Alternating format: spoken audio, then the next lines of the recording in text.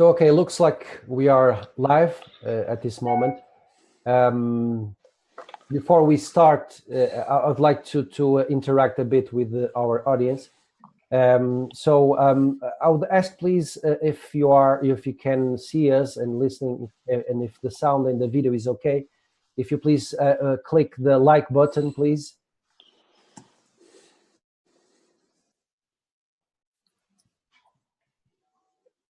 Okay, great. So we can understand a bit more the profile of our audience and also try to adapt a bit our conversation to our target audience.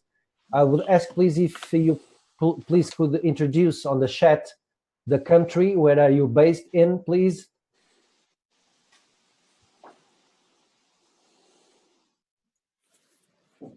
Okay, so great. One more information I would like to have from you is if you work with football, what kind of job do you have? If you are a coach, if you are a scout, if you work with the youth department or the professional level, could you please introduce also that information, please?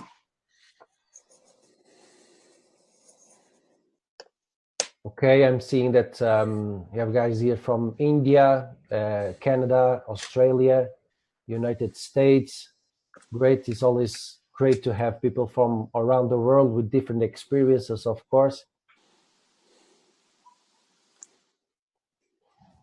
Okay, first, I would like to introduce to those that don't know already Soccer Hub. That Soccer Hub is an online platform where we deliver high-level content about soccer scouting, about soccer coaching. So I invite you all to visit our webpage, www.hub/soccer.com. As you know, weekly we promote this free online content called Soccer Hub Talks. And today we are discussing soccer scouting in top European clubs. I'm very happy to have here two topic specialists, José Boto and Nuno Félix. José Boto is the first team scout in Sport Lisboa Benfica. It's a first league Portuguese club. And he's also recognized as one of the most experienced and successful scouts in the world, having been responsible for the excellent acquisitions from Benfica of the last years. Nuno Félix is a sport consultant at Nuno Félix International Football and DSC Arminia Bielefeld. I hope I'm saying it right. He was during 5 years international scout of FC Konl on the Bundesliga, Germany, and also 4 years as an international scout at Hannover. So thank you, Nuno. Thank you, José, for being here with us tonight. Let's start, and now I will start with José. It's very oftenly that we can see on the news, on the internet, and everything else, the success of the scouting in Portugal, the results of the revenues of the selling of the players that go through Portugal to another big clubs in Europe. José, do you have an explanation for that success? And you can explain what are the reasons of this success specifically in Benfica, José? First of all, I would like to thank you for the invitation to participate in this conversation and to share ideas with the audience. Second, I want to say sorry, and because of my English, sometimes it cannot be so good, but I try to make an effort to explain my ideas in the clear way. About the question you talk, I think everybody talking about the way of Portuguese clubs doing scouting, not only Benfica but also Porto have very successful cases in the players. Nobody knows and come to our clubs, and in 1-2 years we sell for a lot of money.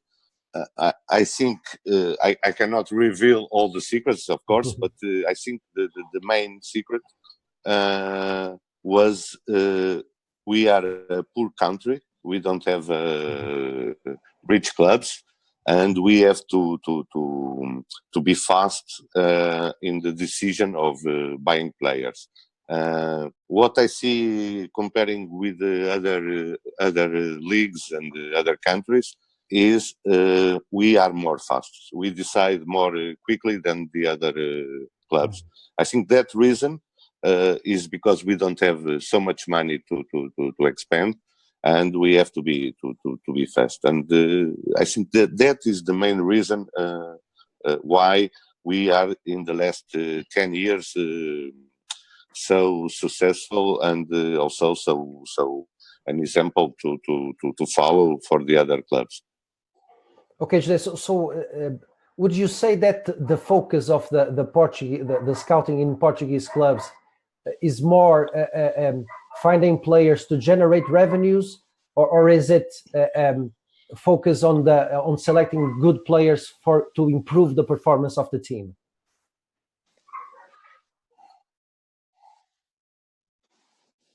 I don't listen. Okay. Because I have some problems in the.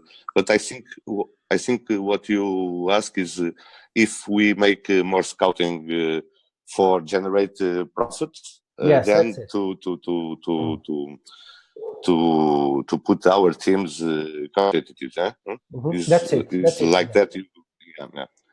I think we try the two things, because if we are not competitive, it's very difficult. The other the big teams look for our clubs. What we try is to bring players who can develop one more year, 2-3 years, to reach a level of a top player. And then sell the players. But for that, we need also to be competitive. If we are not in the Champions League or in Europe League, it's very difficult the other clubs to watch our players. No. Okay. So Nuno, José said that very clearly, that one of the objectives of the scouting in the poorest clubs, the Portuguese poorest clubs, is to generate more revenue. Do you feel that in Germany, and your experience in Germany, that the focus of the scouting department is more on the performance of the team, or do you feel also that generating revenues, it's also an important thing? No. Okay, thank you, Ricardo, for your answer. And first of all, let me thank you for the invitation and for the opportunity to talk about football, talk about scouting. It's always a pleasure, and even more with José, that it's a good friend from a long time, and I always like to discuss with him. Sometimes we don't agree on everything, but it's always very, very profitable. But this is very healthy, yeah. At least for me, because I'm always trying to learn something more. But let me then share with you some of my experience. Of course, I've never worked for Bayern Munich, so I don't know what it is to be working with a 200 million budget per season or something like that. But I know which is supposed to be the rule of a scout in a mid-table Bundesliga club. And at first you have to know that Bundesliga clubs, most of them, at the beginning of each season, they have balanced budgets, and they know that even if they are relegated, even if they don't sell a player, they will not go underwater. So the main thing about scouting in most of the German clubs that I know, it's to reduce the risk.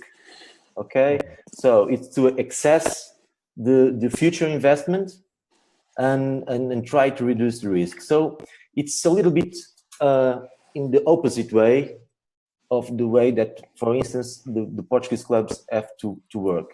So most of the times we lose signings to Benfica or to other good clubs that have good scouting, because you are assessing the risk. Because we are assessing the risk, and because the decision it's much more conservative. Okay, so even if you do a full season and there are no players signed by your recommendation, of course you did some recommendations, of course you tried to sign some players, but if at the end of the day those players are not signed, you are still useful to the club, because many times you said no to other signings that could be sportive or financial ruin to the club. So these are two visions of the same profession, you know. So yeah. But we look at the same players, you know. We go to the same tournaments. We do the same kind of reports, but then the decision it's above us. Okay. Yeah, the Portuguese have to be faster to get the players, because if you start negotiating a lot, maybe the German clubs will stay with all the players. So that's why the decision making here in scouting looks to me that is very, very important. Yeah. So I'm seeing that we already have some questions in our chat. I'd like to say also that to increase the number of questions, we are offering online courses to the best questions. Okay. We have here a question of Duarte Bento. I imagine that is Portuguese. He has a question, but that's related with the player's profile. But first, José, I would like to ask you if is there a desirable profile for the players that play in Benfica. I imagine something like this. Is there a minimum height for the goalkeepers? Is there a minimum height for the defense players? Do you have like a profile already established, or just look at the players and say, okay, this player is interesting for our club, so we are bringing him to the club? José?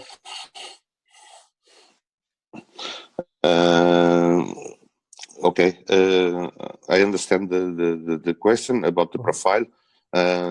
We have also a profile, but we have a vision, and I have that vision also, about what is a good player. And if you compare the top players, if you make a little exercise and put 22 top players, it's not difficult to make that selection. You're going to see in the physical characteristics and parameters, they are different. If you see the two best players in the world in the physical things, they are not similar.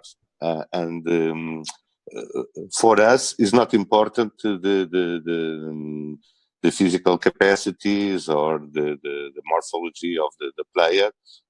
What is important and what for us matter is some characteristics. They are in whole top players, and what we're looking for is players to develop to reach to top players, and that characteristics is that requisites for us is very important, is the relation with the ball, the technical skills, also the intelligence, the way that the player understands the game, and the capacity to decide well in all situations of the game. For us, these three things are the main thing.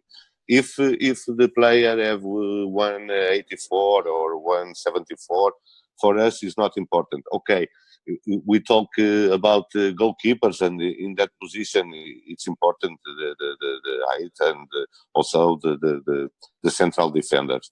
But if we look at Cannavaro, we're gonna sign him because we have 174 and we sign him for sure.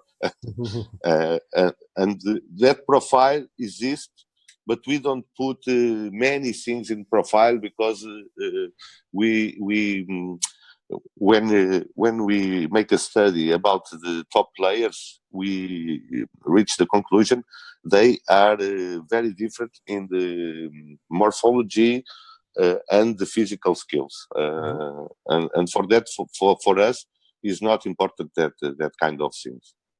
Okay, José. At the end, I have here also a question about.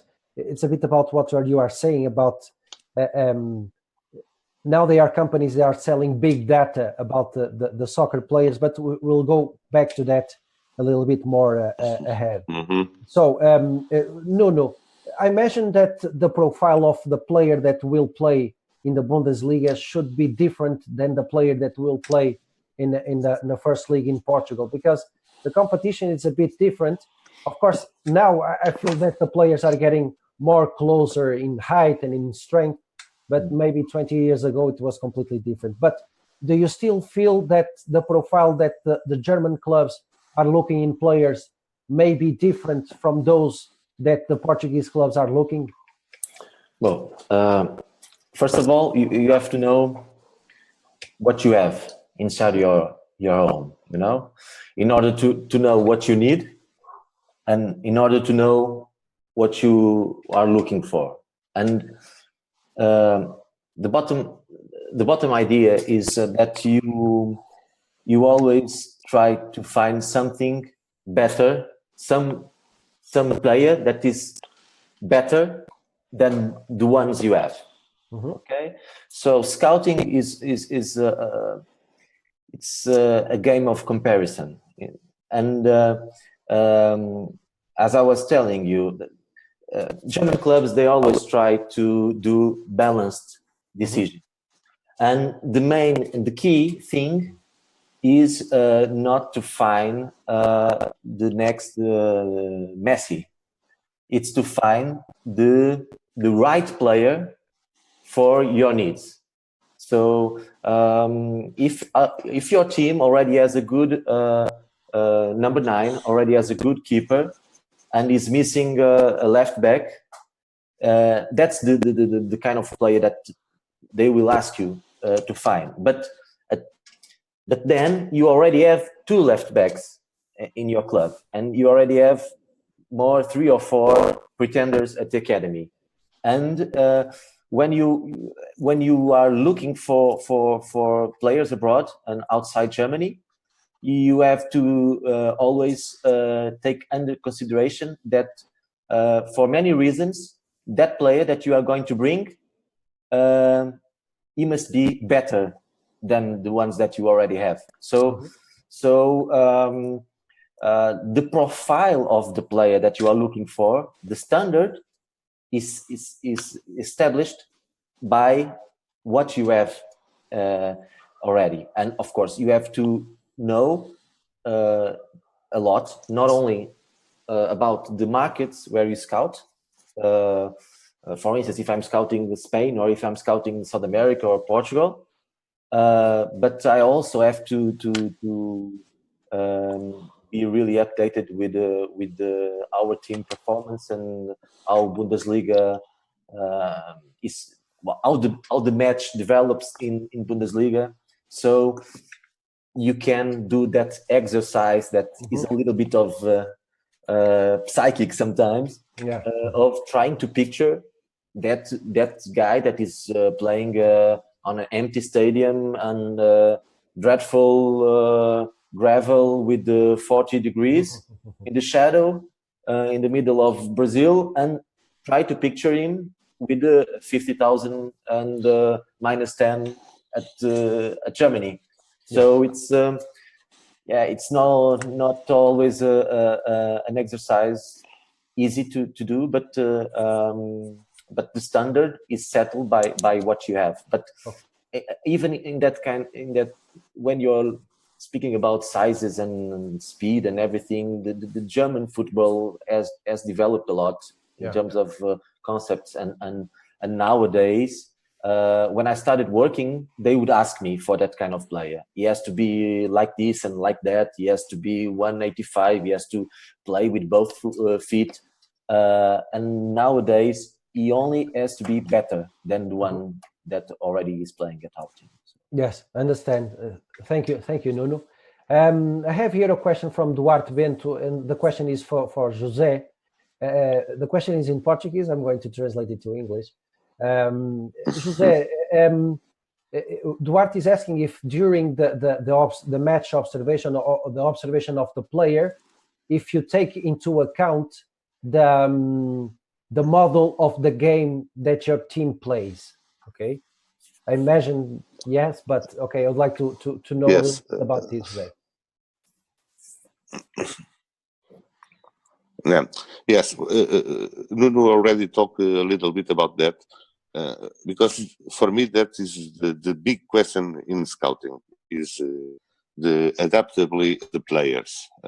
When you look a player in Brazil with 42 degrees in the model of game, sometimes very poor in tactical way, you have to try to make a picture how that player can adapt to your team, and that sometimes is very difficult to do. But yes, we try to look the player, to take the player inside of the model he plays, and imagine if the player gonna fit in our model of playing. Of course, that for me is the most difficult in scouting, and is the exercise we have to do always. Okay, José, thank you. We have here another question from Miguel Linhares. I'm going to ask this question to Nuno, and he's asking a bit about the capability of the players to adapt to different realities. Okay, we understood that we have to take that into account to picture how the player will adapt to the specific needs of the specific competition. But my question to you, Nuno, is how do you do that? Okay, I imagine that, okay, you see the player on Y-Scout or Instat, then you go and look at the player live on the pitch. Do you talk with the player? Do you talk with the parents? Do you go to the training sessions also to look at the player? What kind of instruments do you have to try to picture how will be that player in a different reality? No. Well, first of all, live scouting, it's a lot about trying to analyze behaviors. Okay, so in small details, you can, of course, you have to be sensitive to those small details, and with time and with more experience, you start seeing that players that react in a certain way to certain situations, they tend to have some problems if they face even bigger challenges afterwards, or the other way around. If they already have those kinds of solutions in that kind of contest, if they go to a real professional organized football, then they will overcome. Okay, so in small details, in small behaviors, you can at least have some clues. Okay, and what kind of behaviors, Nuno? Tell me, what kind of behavior? For instance, the reaction to frustration. Okay, so the sequences of good decisions, the sequences of bad decisions, the way the player is affected by things that happen during the match, how he recovers, how is, if he's cool, if he's hot-tempered, things like that. Of course, everybody can be in a bad day. Of course, everybody grows, but at the same time, I always say that when you see a kid with 18 years old and he doesn't really want to win, he will not get that fire inside him when he turns 30. Okay, so that's something that the winning spirit, that's something that you feel when you are watching a match. Okay, so of course, I had this discussion already with José. Sometimes it's very difficult to approach directly a player. Okay, because even more if you are working for a big team or if you are already kind of known. Okay, but I always try to get some really close information, and if it's possible, for instance, if you are in a place or in a country where nobody knows you, it's even possible to almost reach directly the player, and the player doesn't really know who you are. But that is kind of something that you can do to be more secure. The main 90% of the thing is from what you watch on the pitch. Okay, but every kind of information, and it's always good to know the background of the player. It's always good to know the culture in terms of the society where the player is coming from, and I have a claim on my work, is that who knows only about football knows nothing about football, because football is life. So a player must be happy, to play good football, and if you know that you will not give him the conditions for him to be happy at your team, the best thing is for you not to sign him. So it's complex, but This are my ideas. Okay. Thank you, Nuno. José, considering that you have less time than Nuno to recruit the player, okay, and considering that maybe you don't have enough time to evaluate everything, as Nuno said, what do you prioritize when you are recruiting the player?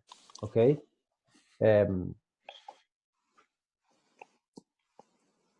Yes, I understand. I have that discussion with Nuno many times about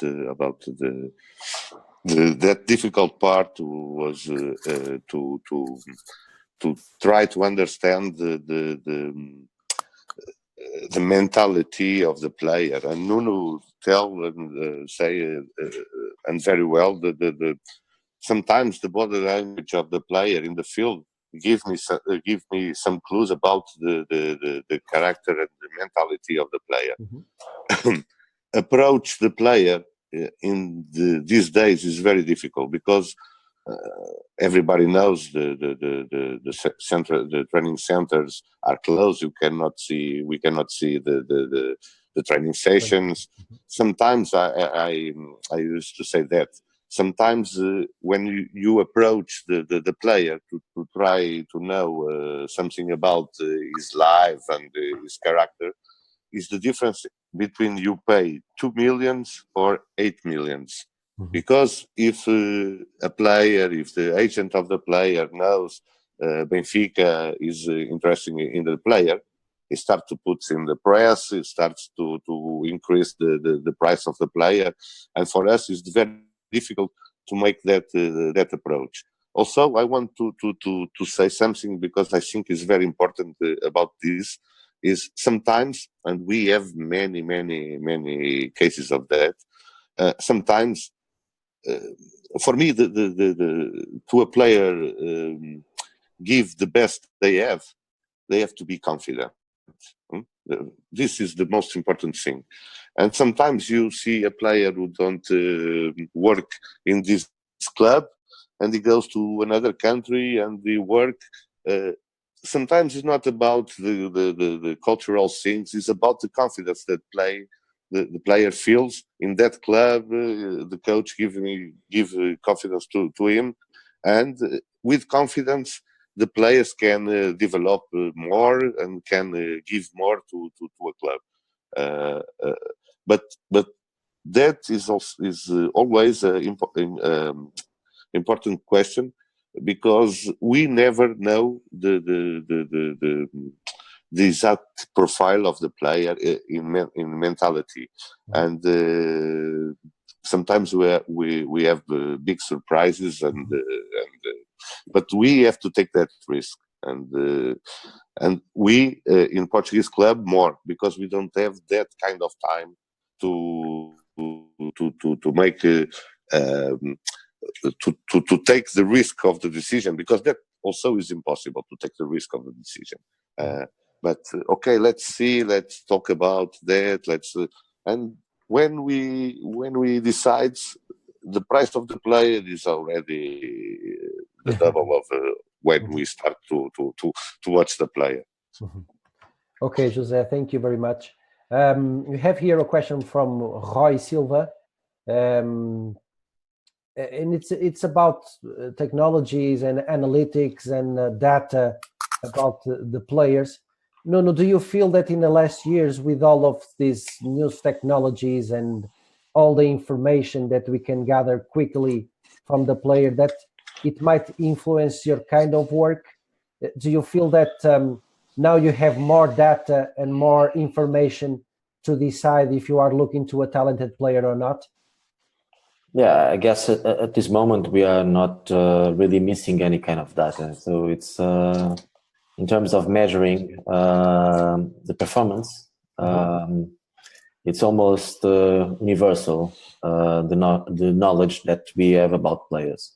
So of course, I can say that if you go only for data and analytics, I think you cannot do a proper scouting work. But if you only do live scouting, maybe you can be a little bit wrong. But I really believe more on talented scouts that really know about the game, that really know about the players. And so to put it on numbers, I would say 75% for the live scouting, and then 25% to check, to try to save some time, to double check some things that you saw and didn't seem right. Or also when you are imagine when you go from Portugal, where you have much more time that is not played during a match, and you go to Germany and you ask the player to be running up and down the pitch for more 15 minutes a match. So in those cases, it's good to have some data, you know. And if imagine if you are, your center back will be facing Aubameyang in the next season, and you know that you have to be at least able to cope with him, and it's good if you analyze some data. Those kind of metrics are important, but they do not substitute. They cannot replace the live scouting. And let me just tell you one thing more. For instance, I had some contacts with the MLS clubs in the last year, and they are doing a wonderful job in many ways. But one of the big issues on MLS and on the States is that they still rely much more on data than on live scouting. So they tend to pick players not by their intelligence, like by their relation with the ball, but by numbers, and that's not a good thing in my idea. Yeah, I feel that. I have some experience also with the US market, and I still feel that they use the numbers too much numbers and Exactly. but I think it has to be also with the lack of experience, because my next question to José is, do you feel that as more experience you got, and you improve your experience, less data you use, José? Because you start being more confident on your decisions and you don't need to use data anymore, José? Yes, I think the way the clubs start to introducing the data, the analytics things, is about.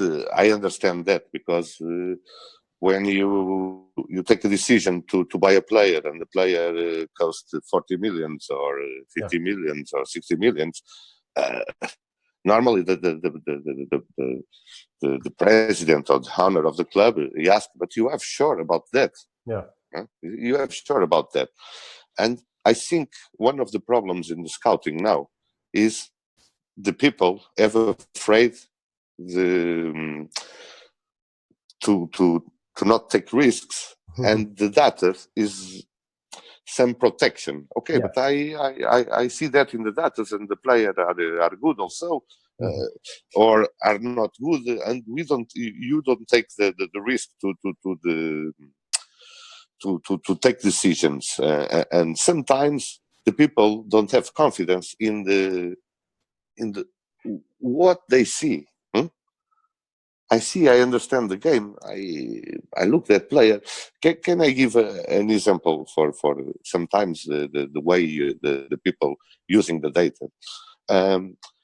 If you ask me, you like a sport director or a coach, you ask me a fullback defender, a right fullback defender, who have speed, who reach the the last third of the pitch, and make a lot of crosses.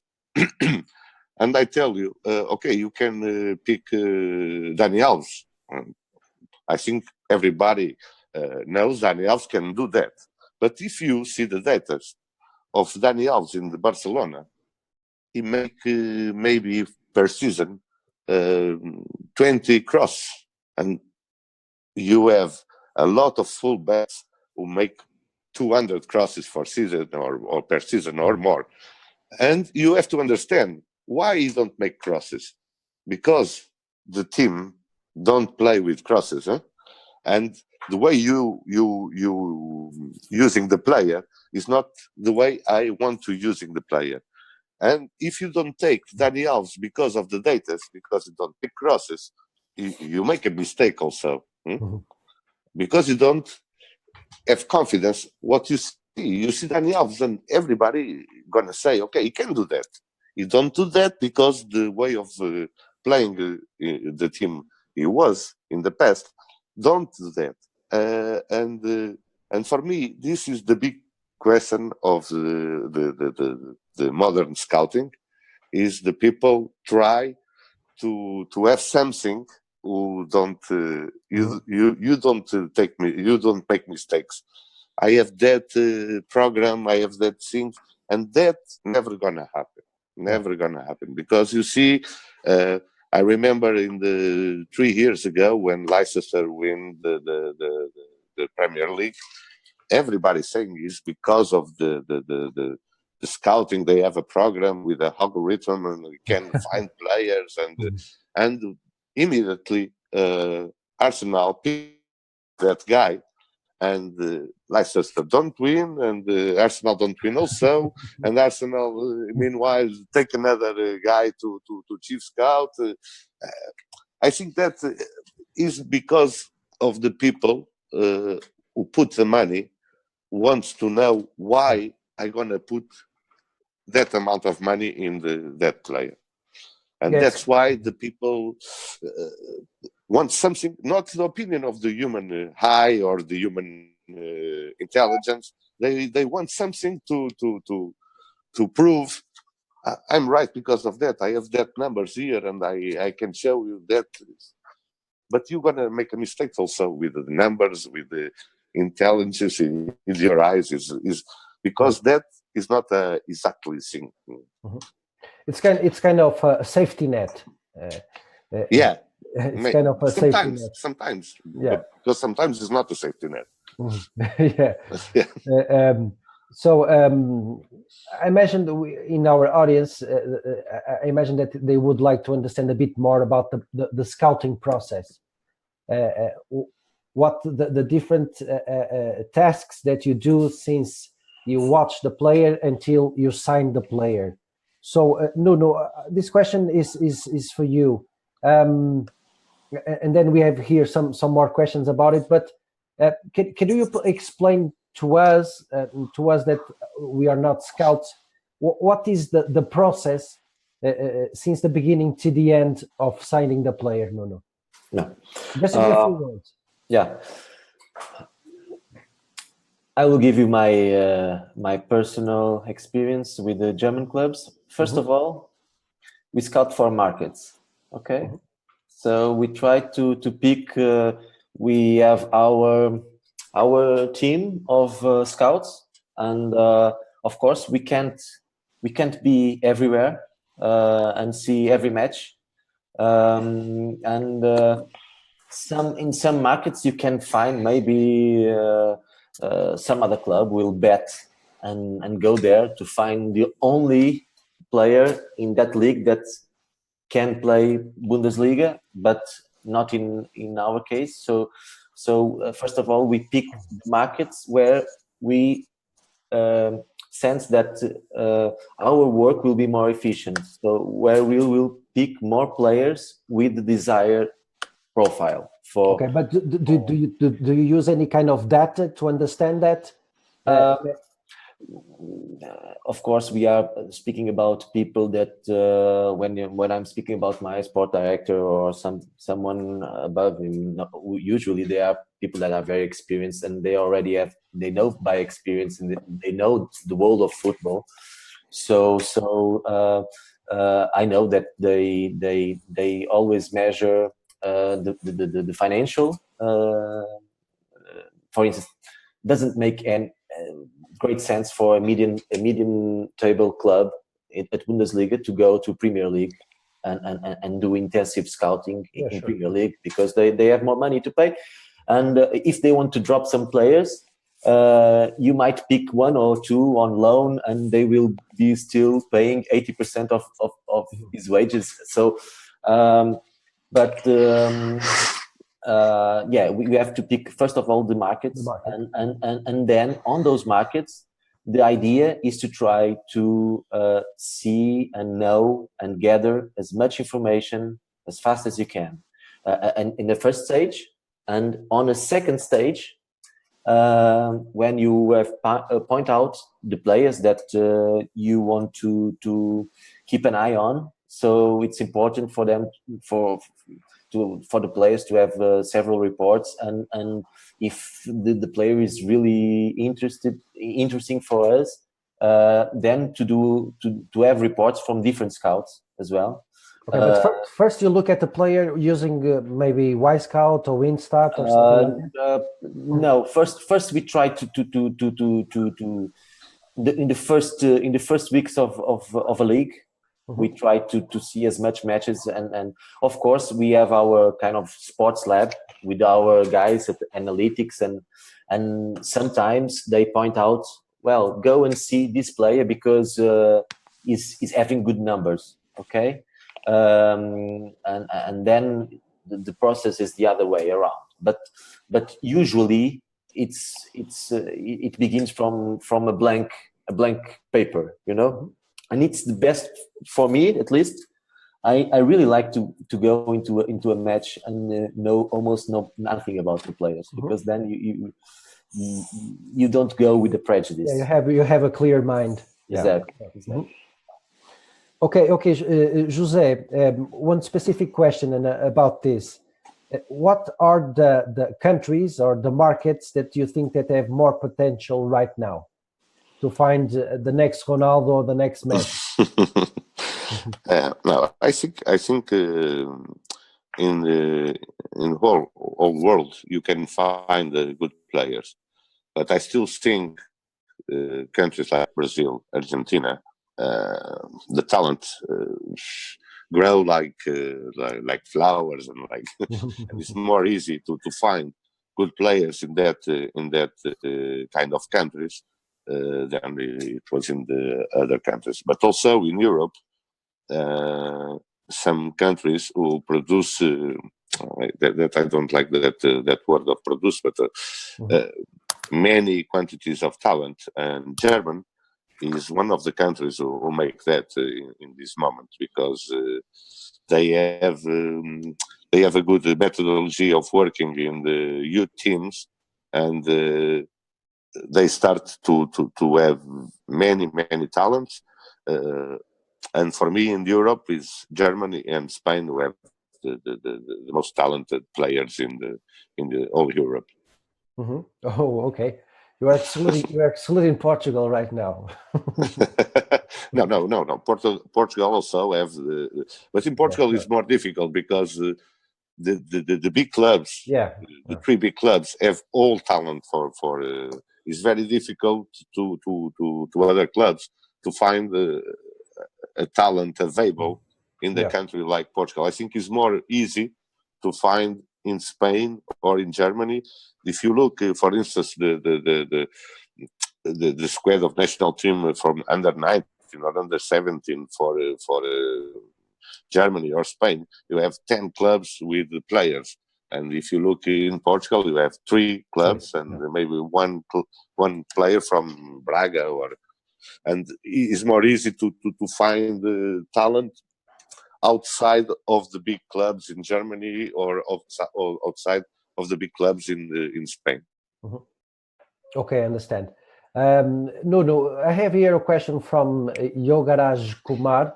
It's from India. He has a specific question. He's saying that what does a true scouting report constitute, and if the football clubs do demand the same while acquiring the player you scouted. I imagine. Okay, you look at the player, you do a report. What should include that report, and if all the clubs require the same items in this report? Well, let me start from the finish. No. Even inside the same club, I already had different chief scouts, different sport directors, and they would ask for different things.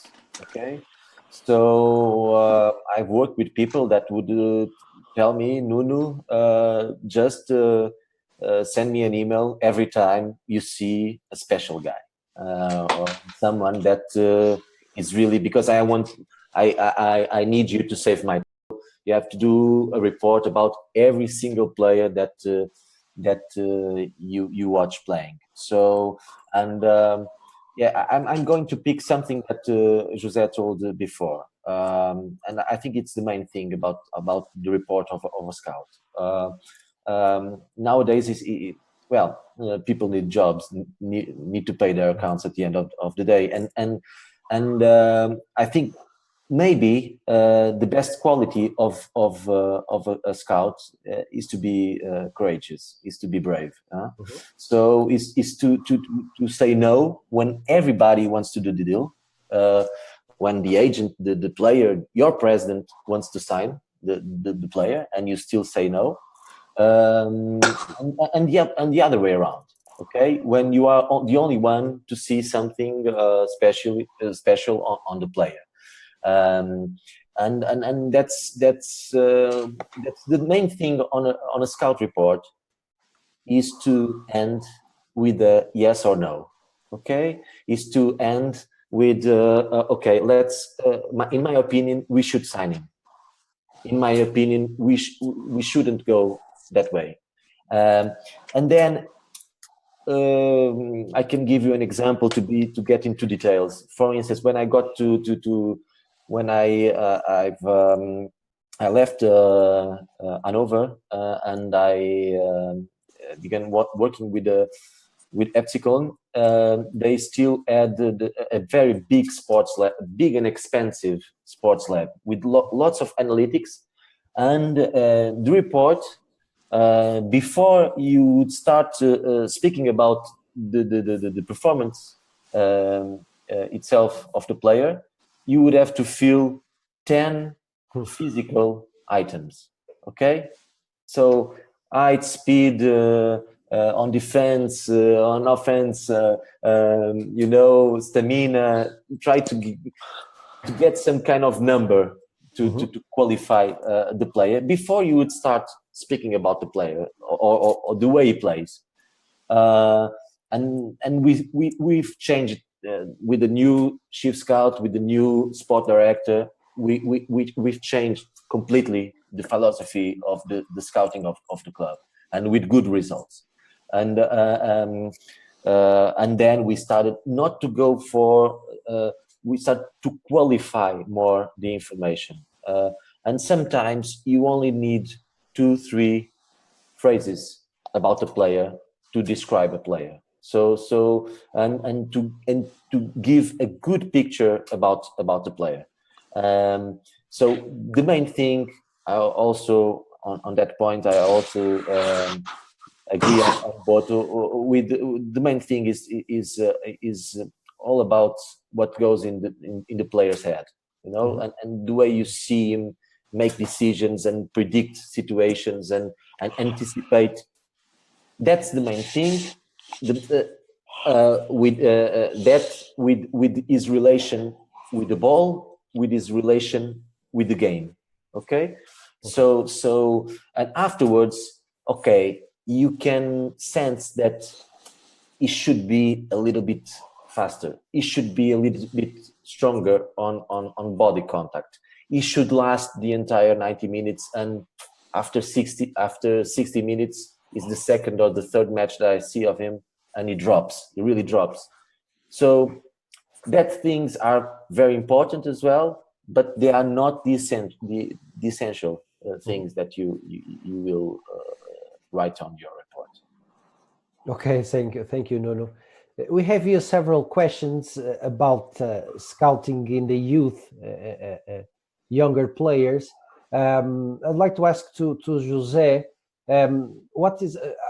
I know that you work in a professional level, that Benfica has a specific department to look for younger players, but I imagine that you have something to say about this also. So do you consider, and this specific question is from Eduardo Pinheiro from Brazil, and he's saying, in the youth age, do you guys consider the maturational period more important than the technical skills of the player?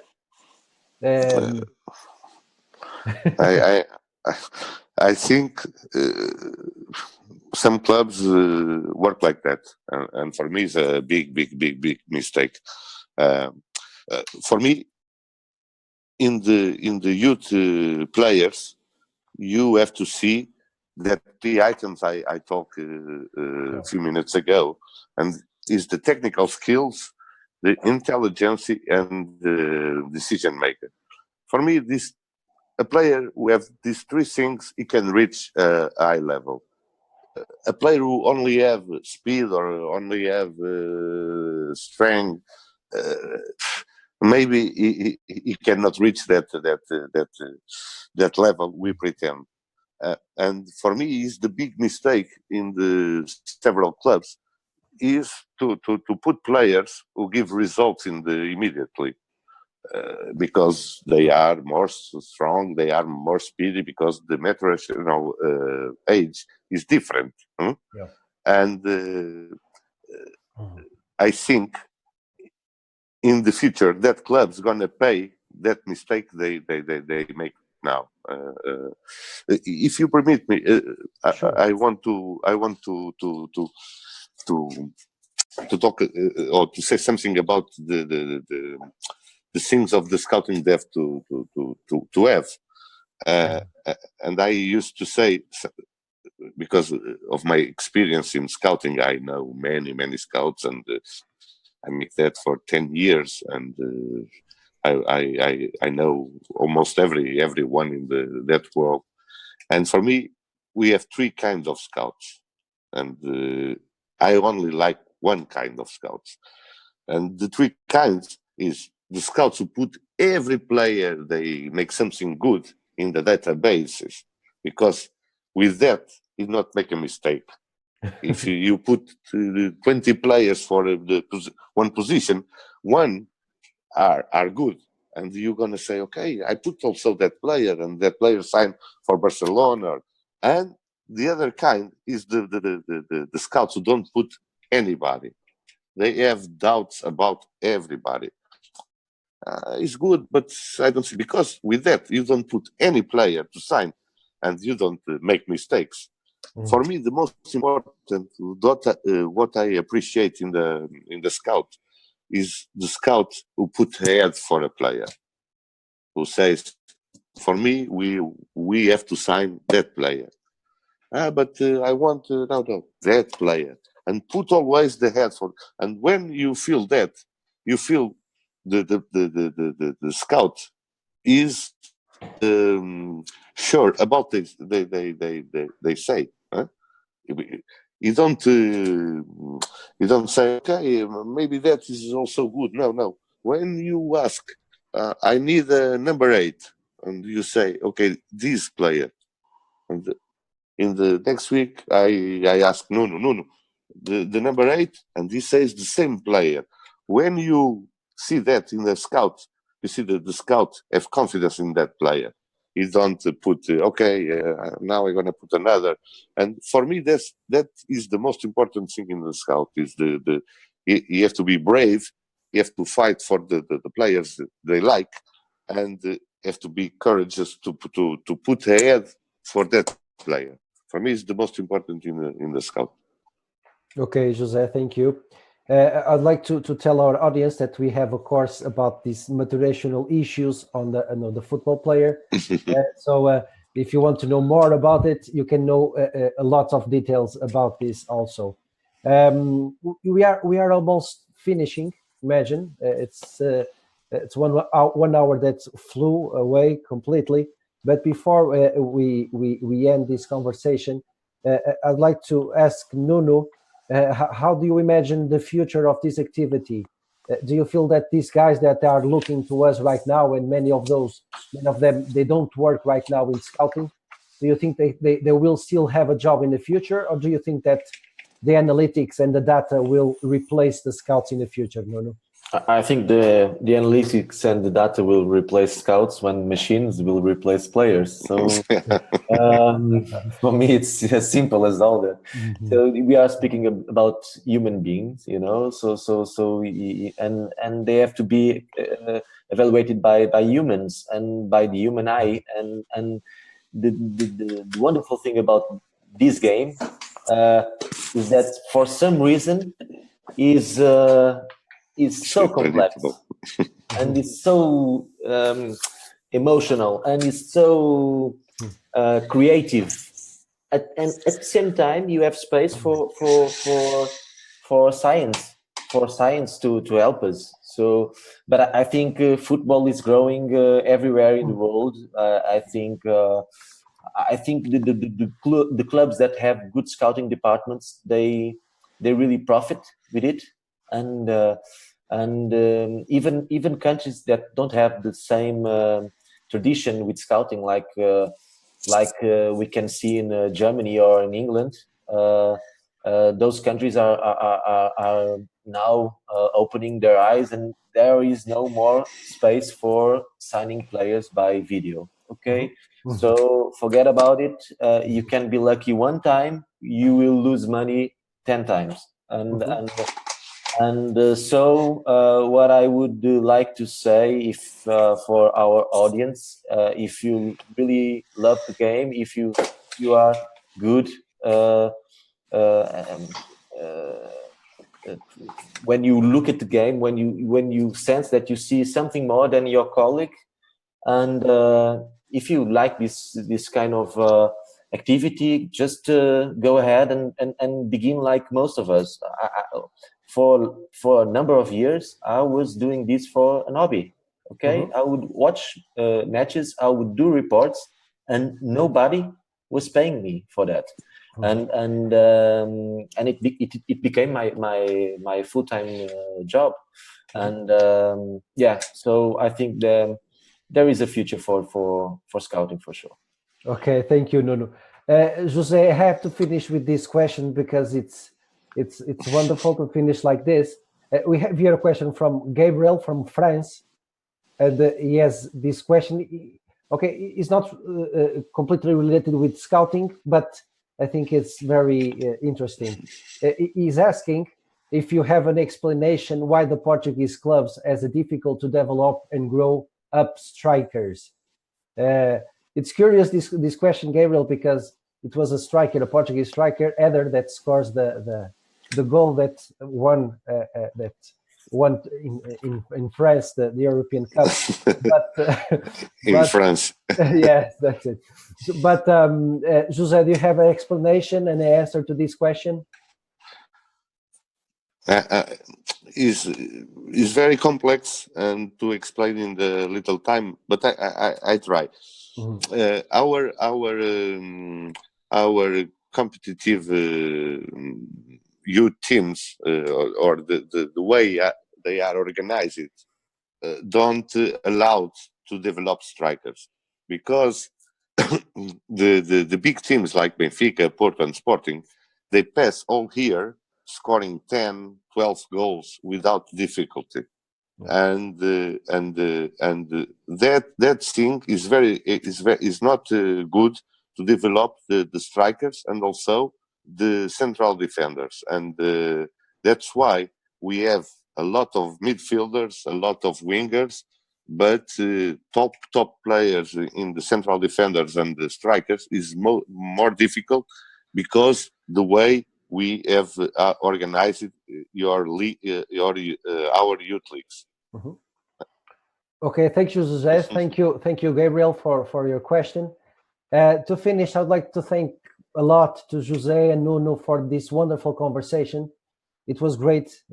I'm really happy with this hour of discussion and conversation. Of course, we would have a lot more to say. We only scratched the surface in these different subjects, but we'll have another opportunities to talk a bit more. So thank you, José. Thank you, Nuno, for being with us with Soccer Hub, and see you soon, and all the success for you. Okay. Thank you. Thank you. Bye bye. Bye. Bye bye.